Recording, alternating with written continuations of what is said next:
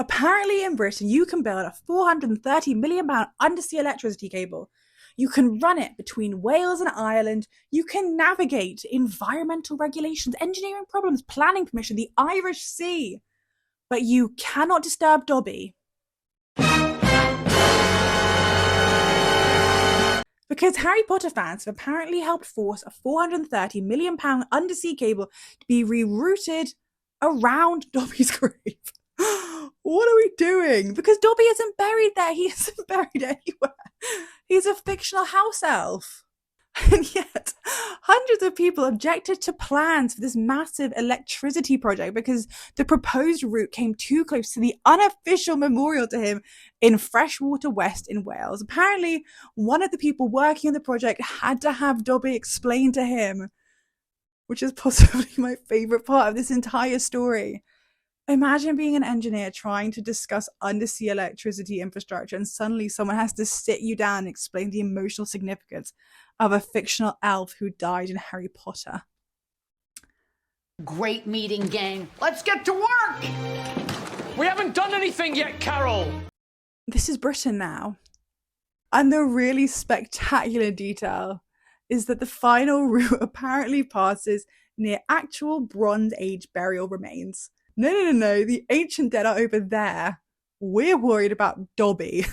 This has been the worst, most backwards day of my life. And obviously my immediate reaction to this story was, we have all lost our minds. Except I have an unfortunate confession to make. I love visiting places from films and television. I mean, I love visiting actual historical sites as well, don't get me wrong. But if you told me that tomorrow someone was going to destroy Luckington Court, which was the Bennett's house in the BBC Pride and Prejudice, I would be distraught. But in my defense, that is also a real historical house with a 1066 footnote in history. I mean, it existed long before Colin Firth emerged from the lake and fundamentally altered the course of British civilization. Dobby's grave is different because it isn't really a grave. Freshwater West was used as the location for shell cottages in the Harry Potter films, and over time fans started leaving painted stones and messages and obviously socks because Dobby is given a sock when he is freed. And apparently this completely unofficial memorial appeared. Nobody really planned it, people just started going. And I think that is why I can't stop thinking about this story, because it's so easy to laugh at it, and believe you me, I am. We have apparently reached the point where national infrastructure has to negotiate with the resting place of a CGI elf. Pivot! Pivot! Pivot! But I also think there's something strangely sweet about it all. Because we live in an incredibly modern, digital, supposedly rational age. Everything is online, our photos are in the cloud, our films are streamed, our friendships can exist purely through WhatsApp messages and promises to meet up, which never actually amount to anything. We can send electricity under the sea between countries. And yet we still want somewhere physical to go. Somewhere to leave something behind and say, this story really mattered to me. I want to be where it took place. And apparently there is actually a name for this. It's called fan pilgrimage. People travel to the places that they know from films and television, books, music, because somehow physically being there makes you feel like your imagination is tangible. Which sounds ridiculous until you realize that basically everyone does some version of it. People walk across Abbey Road. People go to look for platform 9 3/4. People visit filming locations. People stand outside houses they recognize from television. I would apparently defend the Bennett's house with my life. We are not rational creatures, and maybe that's why I love the story. Because despite all the modernity, we actually haven't stopped creating rituals. We haven't stopped making pilgrimages. We haven't stopped making shrines. We have found a different kind of pilgrimage.